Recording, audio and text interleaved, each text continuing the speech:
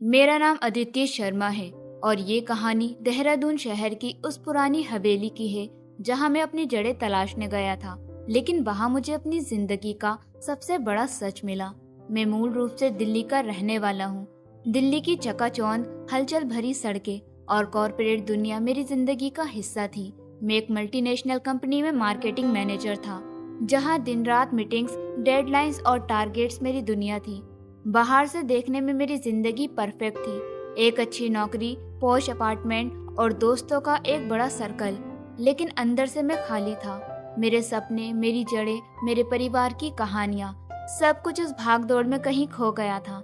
मेरे दादाजी, जिन्हें मैं प्यार से दादू बुलाता था, मेरे सबसे करीबी दोस्त थे। वो देहरादून में एक टेक्सटाइल बिजनेस चलाते थे और उनकी कहानियां सुनकर मैं बड़ा हुआ था। दादू की मृत्यु 3 साल पहले हो गई थी और उनके जाने के बाद मुझे एहसास हुआ कि मैंने उनकी विरासत को कभी समझा ही नहीं। पिछले साल जब मैं दादू के पुराने सामान को छांट रहा था, मुझे उनकी एक डायरी मिली। उसमें देहरादून के मसूरी रोड पर एक पुरानी प्रॉपर्टी का जिक्र था जो उनके बिजनेस का हिस्सा थी। डायरी में लिखा था कि वो प्रॉपर्टी उनके लिए सिर्फ एक इमारत नहीं बल्कि उनके सपनों का प्रतीक थी। उन्होंने लिखा था, ये प्रॉपर्टी मेरे परिवार की मेहनत की निशानी है, इसे संभालना मेरी आखिरी इच्छा है। वो शब्द मेरे दिल को छू गए। मैंने महसूस किया कि दिल्ली की इस चमक धमक में मैंने अपनी जड़ों को भुला दिया था। मैंने तय किया कि मैं देहरादून जाऊंगा, उस प्रॉपर्टी को देखूंगा और खुद दादू की यादों को फिर से जीऊंगा। मेरी कंपनी मुझे 6 महीने की छुट्टी देने को तैयार थी और मैंने बिना देर किए देहरादून के लिए टिकट बुक कर लिया। देहरादून आने का मेरा मकसद सिर्फ प्रॉपर्टी को देखना नहीं था, मैं अपनी जिंदगी का मकसद तलाशना चाहता था। दिल्ली में मैं एक मशीन की तरह जी रहा था, लेकिन देहरादून में मुझे वो सुकून, वो कहानियाँ और वो जड़ें चाहिए थी जो दादू ने मुझे दी थी। मैंने मसूरी रोड पर एक छोटा सा अपार्टमेंट किराए पर लिया और उस प्रॉपर्टी की तलाश शुरू की। देहरादून, जहाँ पहाड़ों की ठंडी हवाएं और शहर की चमक धमक एक साथ सांस लेती है, वहाँ मसूरी रोड पर एक पुरानी हवेली थी। इसके जर्जर लकड़ी के दरवाजे, बंद खिड़कियाँ और दीवारों पर पपड़ी उतरती पेंट जैसे समय में अटके हुए थे।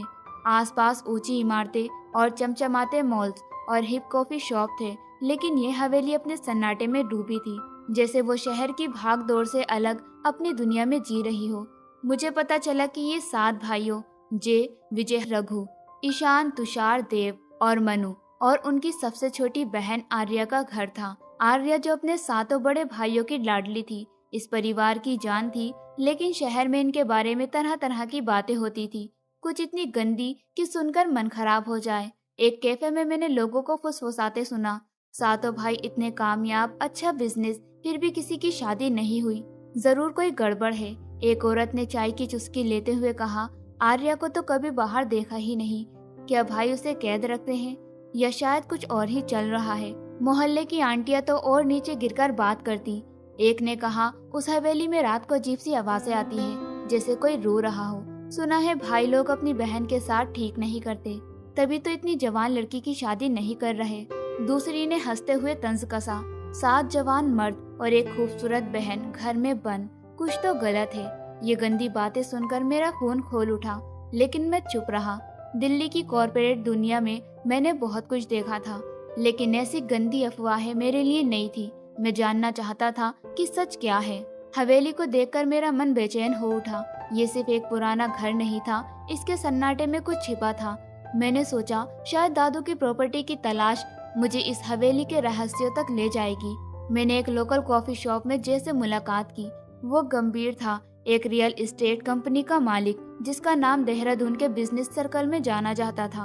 उनकी आंखों में एक गहराई थी, जैसे वो कोई बोझ ढो रहा हो। मैंने उससे हवेली के बारे में पूछा, ये पुरानी हवेली आपकी है? बड़ी रहस्यमय लगती है।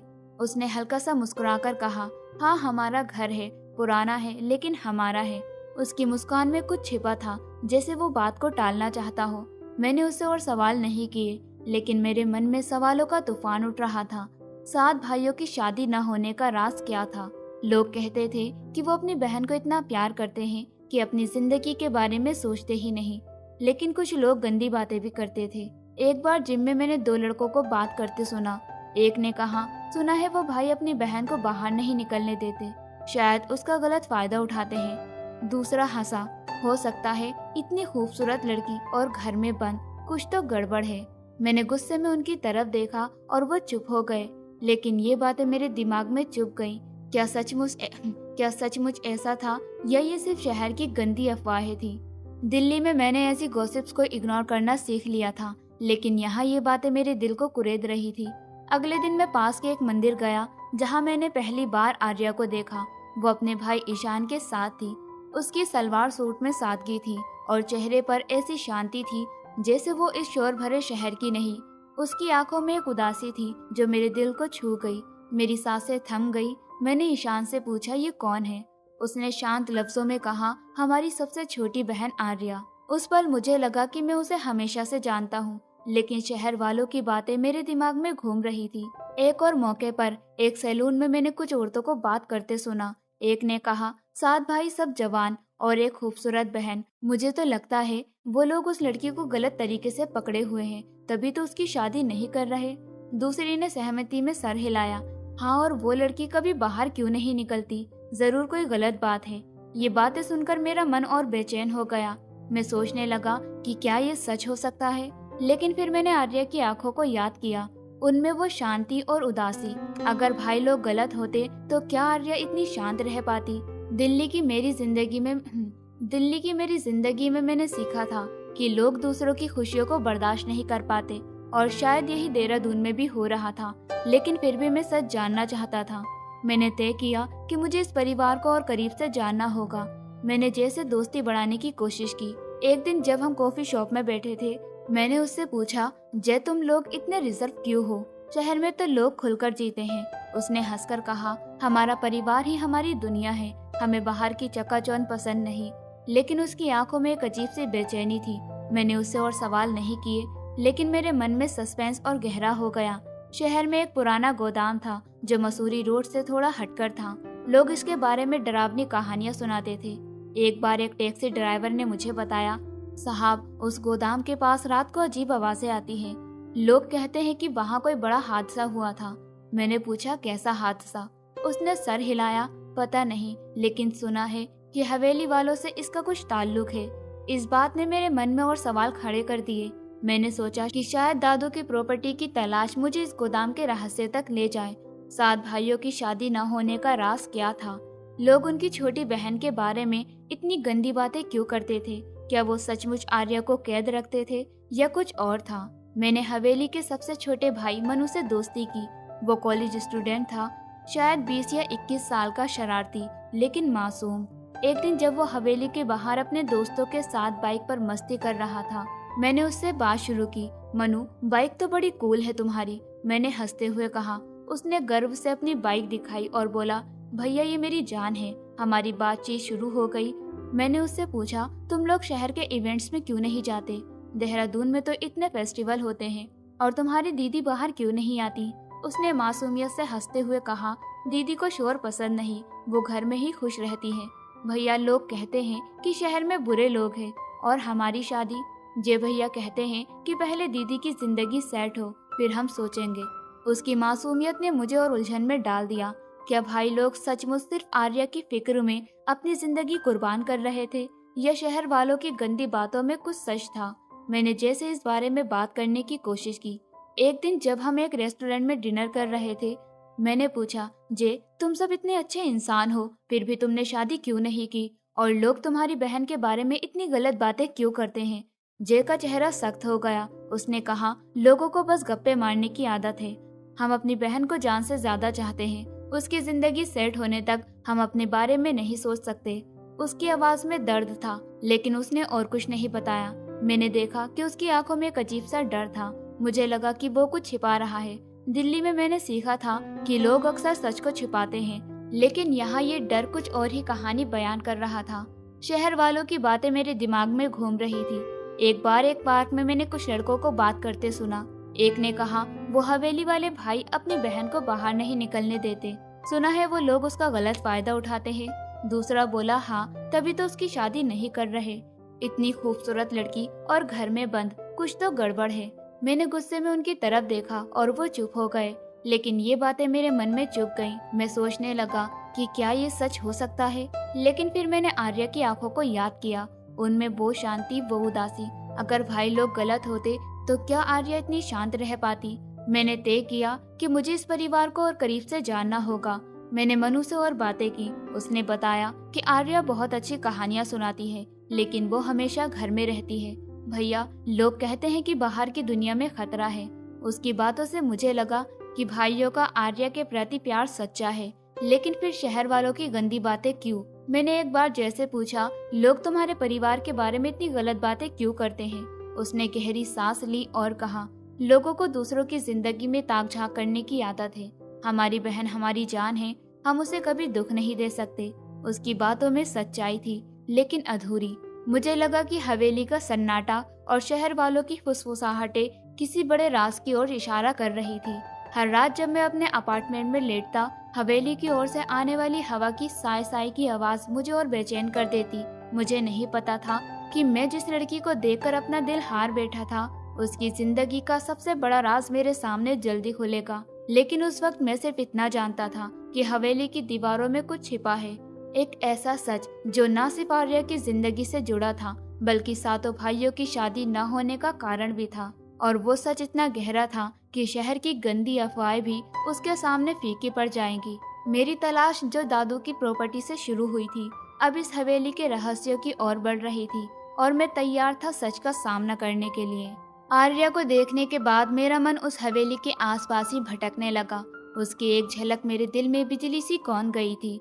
उसकी आंखों में छिपी उदासी, उसका चेहरा जो शांति और रहस्य का मिश्रण था, मुझे हर पल बेचैन कर रहा था।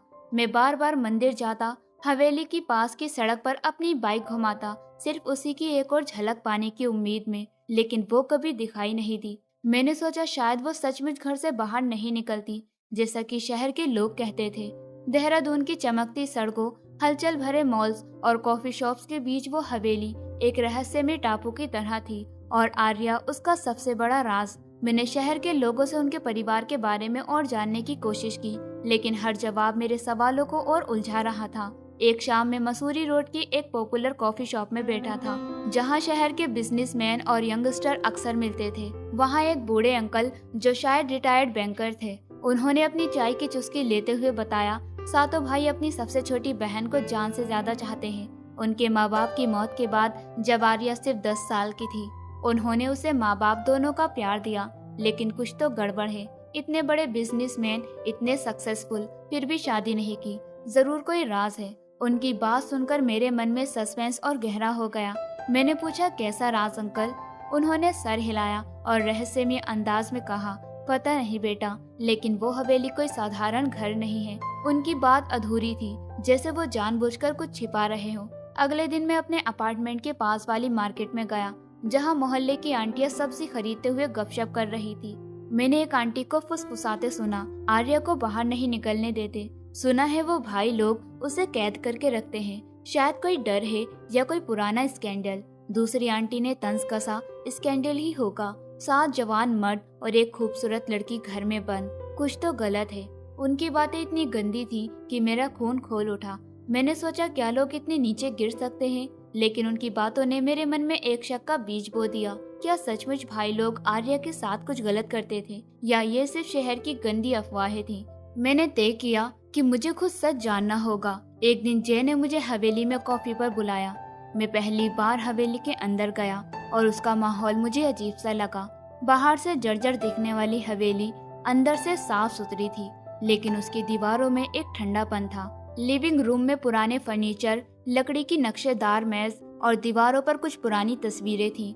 मैंने देखा कि तस्वीरों में सातों भाई और एक छोटी बच्ची थी, शायद आर्या, लेकिन उसके माँ बाप की कोई तस्वीर नहीं थी। जय ने मुझे बाकी भाइयों से मिलवाया। जय गंभीर और रियल एस्टेट बिजनेसमैन था, जिसकी आवाज में एक अथॉरिटी थी। विजय हसमुख था, मार्केटिंग गुरु, जो अपनी चिकनी बातों से किसी को भी इम्प्रेस कर सकता था। रघु गुस्सेल और जिम ट्रेनर था, जिसकी मसल्स देखकर ही लोग डर जाते थे। ईशान शांत और प्रोफेसर था, जो किताबों में खोया रहता था। तुषार मासूम और शेफ था, जिसने कॉफी के साथ हमें अपने हाथ की कुकीज खिलाई। देव आर्टिस्ट था, जिसकी पेंटिंग्स हवेली की दीवारों पर टंगी थी। और मनु कॉलेज स्टूडेंट, जो अभी भी बच्चा सा लगता था। सभी अलग थे, लेकिन एक बात कॉमन थी, आर्या के लिए उनका प्यार। मैंने जैसे पूछा, आप लोग इतने रिजर्व क्यों हैं? देहरादून में तो लोग खुलकर जीते हैं। उसने हंसकर कहा, हमारा परिवार ही हमारी दुनिया है। शहर की चकाचौंध हमें नहीं भाती। लेकिन उसकी आंखों में एक बेचैनी थी, जैसे वो कुछ छिपा रहा हो। मैंने आर्या से मुलाकात की उम्मीद में मंदिर जाना जारी रखा। एक शाम जब सूरज डूब रहा था और मंदिर के आंगन में हल्की हल्की ठंडक छा रही थी, मैंने उसे फिर देखा। मंदिर की सीढ़ियों पर बैठी थी। मंदिर की सीढ़ियों पर बैठी थी वो अपने भाइयों मंदिर की सीढ़ियों पर बैठी थी वो अपने भाई ईशान के साथ। उसकी सलवार सूट हल्के गुलाबी रंग की थी। उसका सलवार सूट हल्के गुलाबी रंग का था और हवा में उसका दुपट्टा लहरा रहा था। उसके बाल खुले थे और कुछ लटे उसके चेहरे पर आ रही थी। वो मंदिर के पुजारी से कुछ बात कर रही थी और उसकी आवाज इतनी नर्म थी कि हवा में घुल सी रही थी। मैं कुछ दूर खड़ा उसे देखता रहा। मेरी धड़कन तेज हो गई। मैंने हिम्मत जुटाकर ईशान के पास जाने का फैसला किया। वो मंदिर के बाहर एक बेंच पर बैठा अपनी किताब पढ़ रहा था। मैंने उससे बात शुरू की कि हाय, मैं आदित्य, आप यहाँ अक्सर आते हैं? उसने किताब से नजर उठाई और शांत लफ्जों में कहा, हाँ, कभी कभी। मैंने उसकी बगल में बैठी लड़की की तरफ इशारा करते हुए पूछा, वो कौन है? उसने मुझे गहरी नजरों से देखा और कहा, हमारी सबसे छोटी बहन आर्या। उसकी आवाज में एक अजीब सा गर्व था, लेकिन साथ ही एक हल्का सा डर भी। मैंने हंसकर कहा, वो बहुत शांत लगती है। ईशान ने हल्का सा मुस्कुराया और बोला, हाँ, वो ऐसी ही है। मैंने और बात करने की कोशिश की, लेकिन वो जल्दी से उठा और आर्या को बुलाकर चला गया। मैंने देखा कि आर्या ने मेरी तरफ एक पल के लिए देखा और उसकी आंखों में एक सवाल सा था। मेरे मन में उथल पुथल मच गई। वो कौन थी? उसकी उदासी का राज क्या था? शहर में एक पुराना गोदाम था जो मसूरी रोड से थोड़ा हटकर था। लोग इसके बारे में डरावनी कहानियां कहते हैं।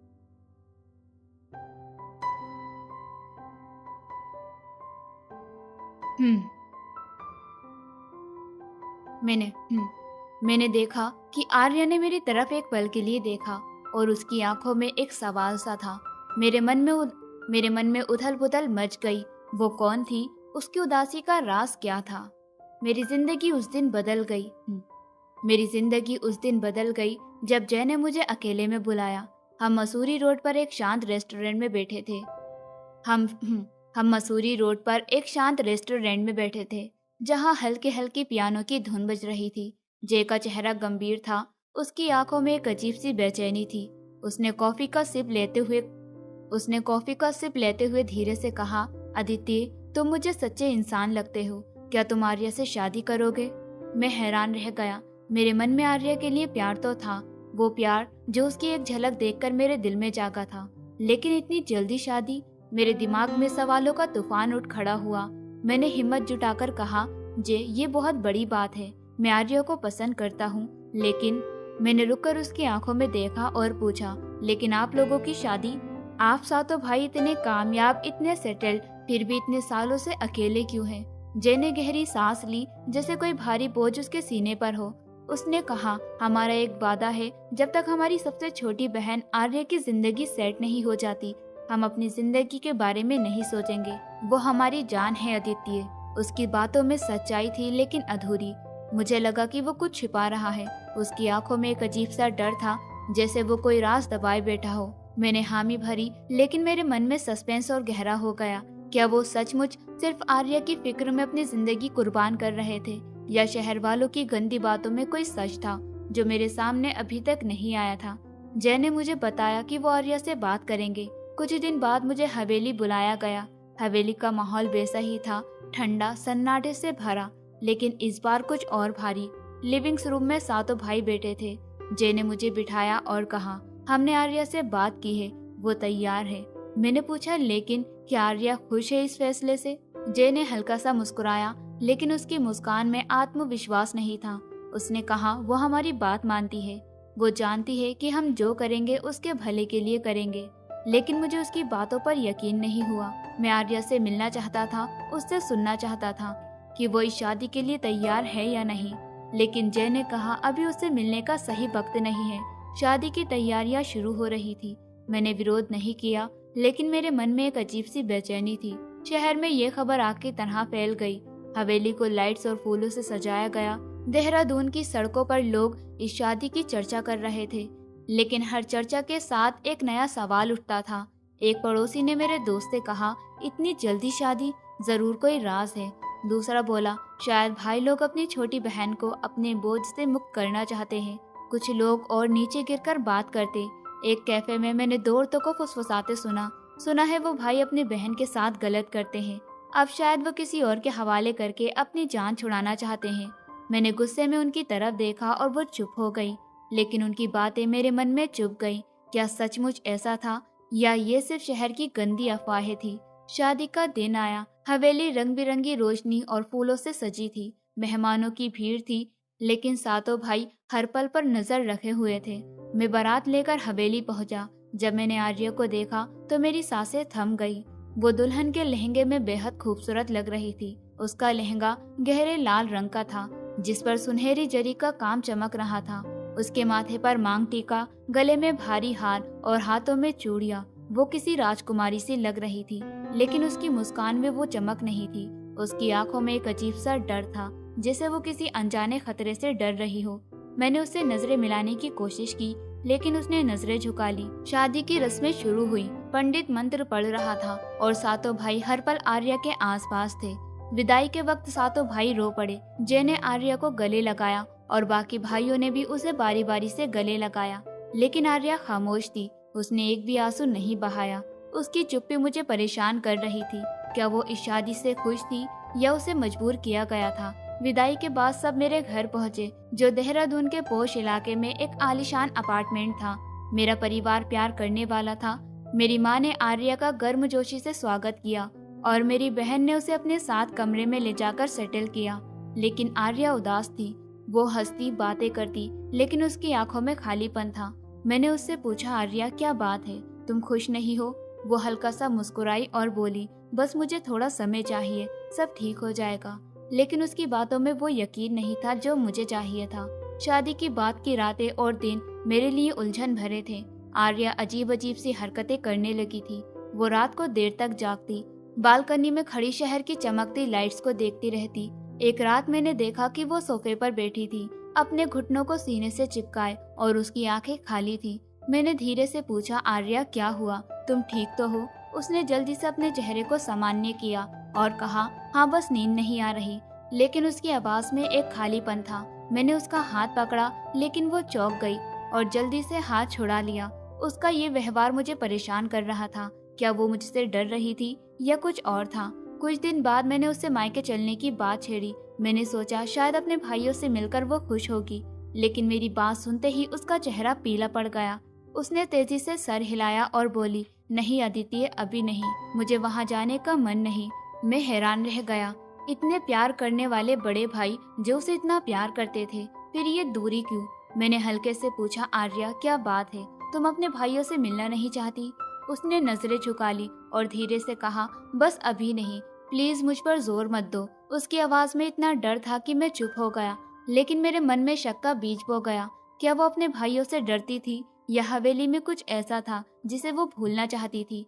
आर्या की अजीब हरकतें बढ़ती गई। एक रात मैंने उसे अपने कमरे में फर्श पर बैठे देखा। उसके हाथ में एक पुरानी डायरी थी। वो उसमें कुछ लिख रही थी, लेकिन जब मैंने उसे बुलाया, उसने जल्दी से डायरी बंद की और उसे बेड के नीचे छिपा दिया। मैंने पूछा, क्या लिख रही थी? उसने घबराते हुए कहा, कुछ नहीं, बस कुछ पुरानी बातें। लेकिन उसकी घबराहट ने मेरे शक को और बढ़ा दिया। मैंने उस रात चुपके से डायरी निकाली। उसमें सिर्फ एक पंक्ति थी, मैं आदित्य को दुखी नहीं करना चाहती, लेकिन वो हवेली मुझे हर रात डराती है। वो खून, वो चीखे। मेरे रोंगटे खड़े हो गए। खून, चीखे, ये क्या था? क्या आर्या ने कोई भयानक हादसा देखा था या शहर वालों की गंदी बातें सच थी? मेरा दिमाग सुन्न हो गया। मैंने तय किया कि मुझे हवेली जाकर सच जानना होगा। अगली सुबह मैंने आर्या से कहा, मैं तुम्हारे भाइयों से मिलने जा रहा हूँ, मुझे कुछ बात करनी है। उसकी आंखों में आंसू आ गए। उसने मेरा हाथ पकड़ा और बोली, आदित्य प्लीज वहाँ मत जाओ, तुम नहीं समझोगे। उसकी आवाज में इतना डर था कि मेरा दिल बैठ गया, लेकिन मैं नहीं रुक सका। मैंने कहा, मैं तुम्हें दुखी नहीं देख सकता आर्या, मुझे सच जानना होगा। मैंने उसका हाथ छोड़ा और हवेली की ओर निकल पड़ा। मुझे नहीं पता था कि हवेली का राज मेरी जिंदगी बदल देगा, लेकिन उस वक्त मेरा मन सिर्फ एक सवाल से भरा था। आर्या अपने सातों बड़े भाइयों से इतना डर क्यों रही थी?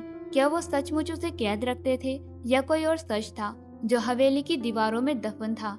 हवेली की ओर बढ़ते हुए मेरे कदम भारी थे और दिल में एक अजीब सा डर समाया हुआ था। देहरादून की सड़कों पर रात का सन्नाटा पसरा था और मसूरी रोड की स्ट्रीट लाइट हल्की हल्की चमक रही थी। हवेली का साए साए करता सन्नाटा फिर मेरे सीने पर सवार हो गया, जैसे वो मुझे चेतावनी दे रहा हो। मैंने जंजर लकड़ी के दरवाजे पर दस्तक दी। कुछ पल की खामोशी के बाद दरवाजा खुला और जय सामने खड़ा था।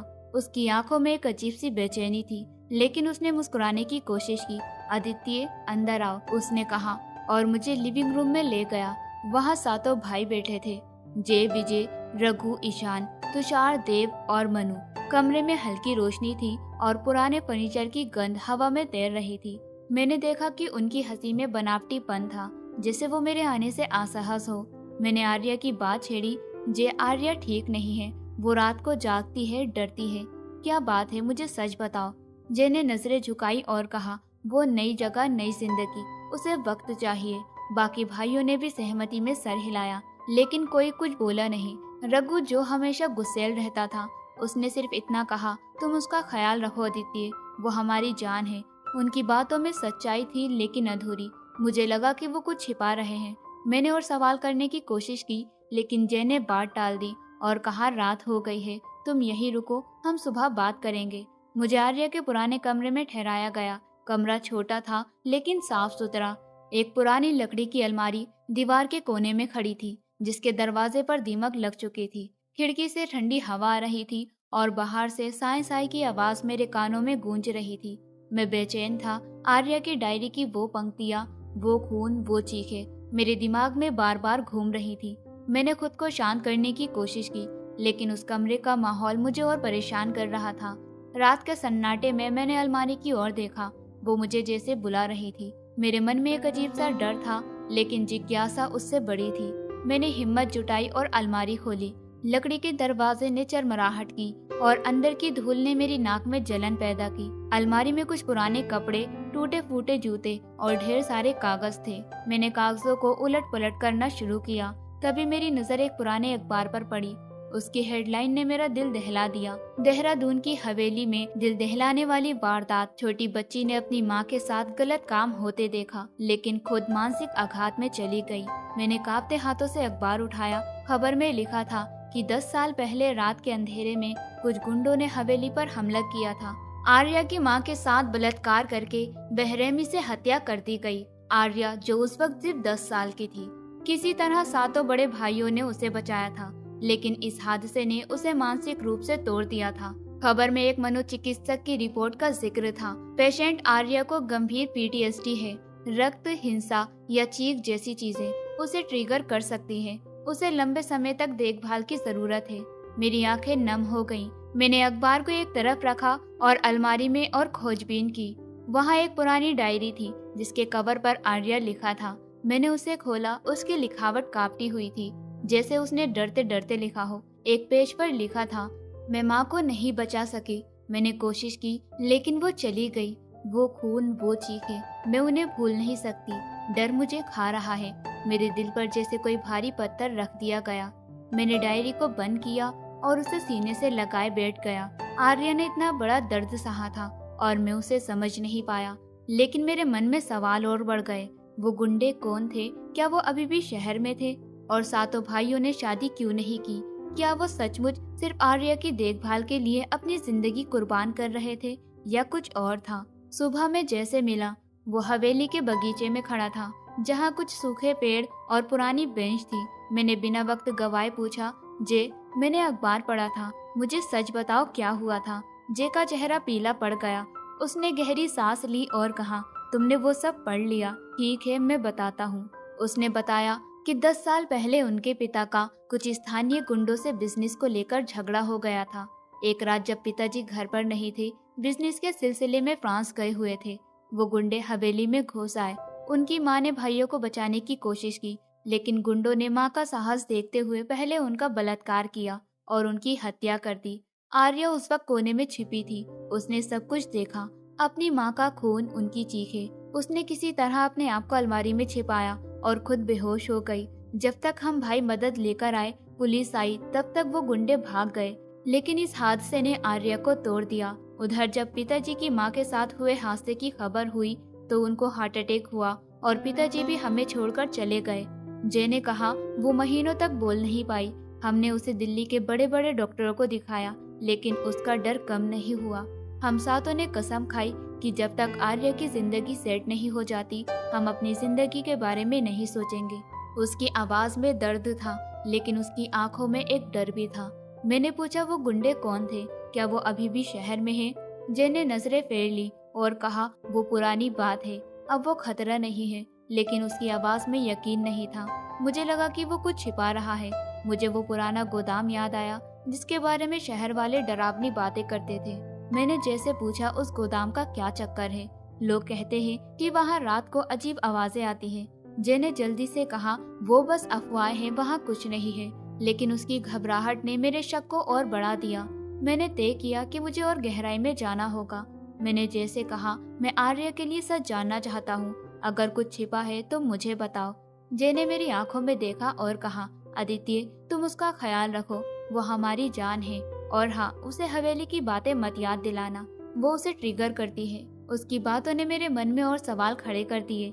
मैं हवेली से निकला, लेकिन मेरा मन शांत नहीं था। मैं सोच रहा था कि आर्या का डर सिर्फ उस हादसे की वजह से था या कुछ और था। क्या वो गुंडे अभी भी शहर में थे और जय क्यों इतना डर रहा था? मैंने तय किया कि मुझे उस गोदाम तक जाना होगा, लेकिन उस वक्त मुझे नहीं पता था कि हवेली का राज सिर्फ अखबार की हेडलाइन तक सीमित नहीं था।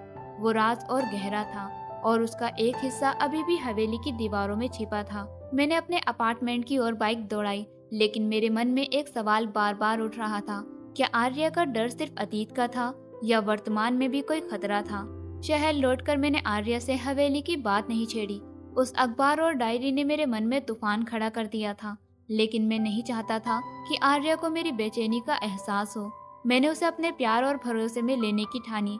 हर सुबह मैं उसे देहरादून के रेस कोर्स पार्क में ले जाता, जहाँ हल्की धुंध और पेड़ों की छांव उसे थोड़ा सुकून देती थी। मैं उसे कॉफी शॉप में अपने पुराने कॉलेज की कहानियां सुनाता, हंसाने की कोशिश करता। धीरे धीरे उसकी मुस्कान में थोड़ी चमक आने लगी, लेकिन उसकी आंखों में खालीपन अभी भी मेरे दिल को चुभता था। मैंने देखा कि वो छोटी छोटी चीजों से घबरा जाती थी। अचानक ही कोई तेज आवाज या रात को सड़क पर चलती गाड़ियों का शोर। एक रात जब हम बालकनी में खड़े थे, एक मोटर बाइक तेजी से गुजरी। उसकी आवाज से आर्या चौंक गई और मेरे पीछे छिप गई, जैसे कोई खतरा हो। मैंने उसका हाथ पकड़ा और कहा, आर्या मैं हूं ना, डरने की कोई बात नहीं। उसने मेरी ओर देखा और उसकी आंखों में आंसू थे। उसने धीरे से कहा, तुम नहीं समझोगे आदित्य, कुछ चीजें भूलती नहीं। उसकी बातों ने मेरे मन में सस्पेंस को और गहरा कर दिया। मैं जानता था कि उसका डर उस हादसे से जुड़ा था, लेकिन क्या वो सिर्फ अतीत था या अभी भी कोई खतरा था? मैंने तय किया कि आर्या को उसके डर का सामना करना होगा। एक शाम जब हम अपने अपार्टमेंट में बैठे थे, मैंने उससे कहा, आर्या हमें उस हवेली की छत पर जाना होगा जहाँ तुम्हारा डर छिपा है। जब तक तुम उसका सामना नहीं करोगी, ये तुम्हें खाता रहेगा। मेरी बात सुनकर वो कांप उठी। उसका चेहरा पीला पड़ गया और उसने सर हिलाते हुए कहा, नहीं आदित्य, मैं वहाँ नहीं जा सकती। वो जगह, वो मुझे मार डालेगी। उसकी आवाजों में इतना डर था कि मेरा दिल बैठ गया, लेकिन मैंने उसका हाथ पकड़ा और कहा, मैं तुम्हारे साथ हूँ, तुम अकेली नहीं हो। मेरे भरोसे ने उसे थोड़ी हिम्मत दी और वो मान गई। अगले दिन हम हवेली के लिए निकले। रास्ते में वो खामोश थी, उसकी उंगलियां मेरे हाथों में कसकर जकड़ी थी। हवेली पहुंचते ही उसका शरीर कांपने लगा। मैंने उसे गले लगाया और कहा, तुम मुझ पर भरोसा करो, सब ठीक होगा। जे और बाकी भाइयों को मैंने पहले ही बता दिया था कि हम आ रहे हैं। वो हमें गेट पर मिले, लेकिन उनकी आंखों में भी एक अजीब सा डर था। हवेली के अंदर वो सन्नाटा फिर से मेरे सीने पर सवार हो गया। मैंने आर्या को उसके पुराने कमरे में ले जाने का फैसला किया। कमरे का दरवाजा खोलते ही ठंडी हवा का झोंका आया और आर्या ने मेरी बाजू और कसकर पकड़ ली। कमरे में वही पुरानी अलमारी थी, वही सादा बिस्तर और दीवार पर एक छोटी सी तस्वीर जिसमें आर्या अपनी माँ के साथ हंस रही थी। आर्या की नजर उस कोने पर पड़ी जहाँ उसने अपनी माँ को मरते देखा था। उसकी आंखें फैल गई और वो चीख पड़ी, माँ, माँ मुझे मत छोड़ो। उसकी चीख इतनी तीखी थी कि मेरे रोंगटे खड़े हो गए। वो मेरे सीने से लिपट गई और बेहोश हो गई। मैं घबरा गया। मैंने उसे बिस्तर पर लेटाया और जय को बुलाया। जय और ईशान दौड़े आए। जय ने आर्या के मुंह पर पानी छिड़का और ईशान ने उसका हाथ पकड़कर धीरे धीरे सहलाया। कुछ देर बाद आर्या की आंखें खुली, लेकिन उसका चेहरा अभी भी पीला था। उसने मेरी ओर देखा और धीरे से कहा, मुझे माफ कर दो अदिति, मैं कोशिश कर रही हूँ। मैंने उसका माथा चूमा और कहा, तुमने बहुत हिम्मत दिखाई। अगले एक हफ्ते तक मैंने आर्या की देखभाल की। हम हवेली में ही रुके क्योंकि जय ने कहा कि उसे अचानक शहर ले जाना ठीक नहीं होगा। धीरे धीरे आर्या की हालत सुधरी। एक सुबह जब वो हवेली के बगीचे में बैठी थी, उसने मुझसे कहा, मेरा डर हवेली से नहीं, उन यादों से था। तुमने मुझे सिखाया कि डर तो जीता जा सकता है। उसकी आंखों में पहली बार एक हल्की सी चमक थी। मैंने उसे गले लगाया, लेकिन मेरे मन में अभी भी सवाल थे। मैं जानता था कि कहानी अभी खत्म नहीं हुई थी। उस रात जय ने मुझे अकेले में बुलाया। उसने धीरे से कहा, अदिति, तुमने आर्या को बहुत हिम्मत दी, लेकिन एक बात और है। उन गुंडों में से एक बहरू अभी भी शहर के बाहरी इलाके में छिपा है। मेरे रोंगटे खड़े हो गए। मैंने पूछा, क्या वो अभी भी खतरा है? जय ने नजरें झुकाई और कहा, हमें नहीं पता, लेकिन लोग कहते हैं कि वो गोदाम के आसपास दिखता है। मैंने शहर वालों की बातें याद की। एक बार एक टैक्सी ड्राइवर ने बताया था, वो बहरू रात को गोदाम के पास दिखता है। लोग कहते हैं वो भूत बन गया है। मेरे मन में डर था, लेकिन आर्या के लिए मैं तैयार था। मैंने जैसे कहा, हमें इस खतरे को खत्म करना होगा। आर्या तब तक पूरी तरह ठीक नहीं होगी। जय ने मेरी ओर देखा और उसकी आंखों में एक अजीब सा मिश्रण था, डर और आभार का। मैंने तय किया कि मुझे उस गोदाम तक जाना होगा और बहरू का सच जानना होगा। लेकिन उस वक्त मुझे नहीं पता था कि ये सच न सिर्फ आर्या के डर को खत्म करेगा, बल्कि हवेली के सन्नाटे को भी तोड़ देगा। आर्या के डर का सामना करने के बाद मेरा मन शांत नहीं था। जय ने बहरू के बारे में जो बताया, वो मेरे दिमाग में बार बार गूंज रहा था। वो गुंडा जिसने आर्या की माँ की हत्या की थी, अभी भी देहरादून के बाहरी इलाके में छिपा था। मैंने तय किया कि इस खतरे को खत्म करना होगा ताकि आर्या पूरी तरह अपने डर से मुक्त हो सके। मैंने जय और बाकी भाइयों को बुलाया। एक रात हम हवेली के लिविंग रूम में बैठे। कमरे में हल्की रोशनी थी और बाहर से ठंडी हवा खिड़कियों से टकरा रही थी। मैंने कहा, जय, हमें बहरू को ढूंढना होगा। अगर वो अभी भी शहर में है तो आर्या कभी चैन से नहीं जी पाएगी। जय की आंखों में डर था, लेकिन उसने सहमति में सर हिलाया। विजय, जो हमेशा हंसमुख रहता था, उसने कहा, अदिति, ये खतरा हो सकता है। बहरू अकेला नहीं है, उसके कुछ पुराने साथी भी हो सकते हैं। रघु ने अपनी भारी आवाज में कहा, खतरा हो या नहीं, हम अपनी बहन के लिए कुछ भी करेंगे। बाकी भाइयों ने भी हामी भरी।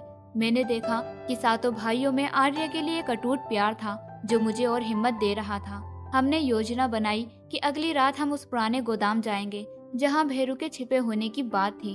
अगली रात देहरादून की सड़कों पर सन्नाटा पसरा था। वो सातों भाई और मैं एक पुरानी जीप में गोदाम की ओर निकले। गोदाम शहर की बाहरी हिस्से में था, जहां स्ट्रीट लाइट की रोशनी भी फीकी पड़ जाती थी। आसपास जंगली झाड़ियां और टूटी फूटी सड़कें थी। गोदाम की इमारत जर्जर थी, जिसकी दीवारें ढह रही थी। हमने जीप को थोड़ी दूर खड़ा किया और पैदल गोदाम की ओर बढ़े। रात का सन्नाटा डरावना था और हवा में साय साय की आवाज गूंज रही थी। मेरे मन में डर था, लेकिन आर्या की वो चीखे, माँ मुझे मत छोड़ो, मुझे वो पीछे हटने नहीं दे रही थी। हम गोदाम के मुख्य दरवाजे तक पहुँचे। जय ने फुसफुसाते हुए कहा, सावधान रहो, वो कहीं भी हो सकता है। मैंने टॉर्च चलाई और अंदर कदम रखा। गोदाम के अंदर धूल और सड़ान की गंध थी। पुरानी लकड़ी के टोकरे और जंग के लगे लोहे के ड्राम बिखरे पड़े थे। तभी एक कोने से हल्की सी खटपट की आवाज आई। हम सब सतर्क हो गए। रघु ने अपनी मुठ्ठियां कसी और ईशान ने मुझे इशारा किया कि धीरे चलो। अचानक एक बूढ़ा आदमी अंधेरे से निकला।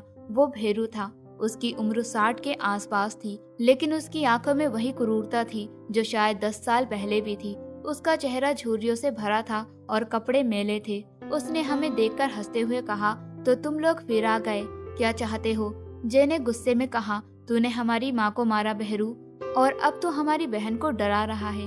बहरू ने ठहाका लगाया, तुम्हारी बहन? वो तो अभी भी उस रात को याद करती है ना? मैंने कुछ नहीं किया, वो खुद अपने डर में जी रही है। उसकी बातों ने मेरा खून खौला दिया। मैंने आगे बढ़कर कहा, बस बहुत हो गया, आज तेरा हिसाब होगा। तभी भैरू ने जेब से एक चाकू निकाला, लेकिन रघु ने तेजी से उसका हाथ पकड़ लिया और चाकू फर्श पर गिरा दिया। एक तनावपूर्ण टकराव के बाद हमने उसे पकड़ लिया। मनु ने रस्सी लाकर उसे बांध दिया और जे ने पुलिस को फोन किया। कुछ ही देर में पुलिस आ गई और भैरू को ले गई।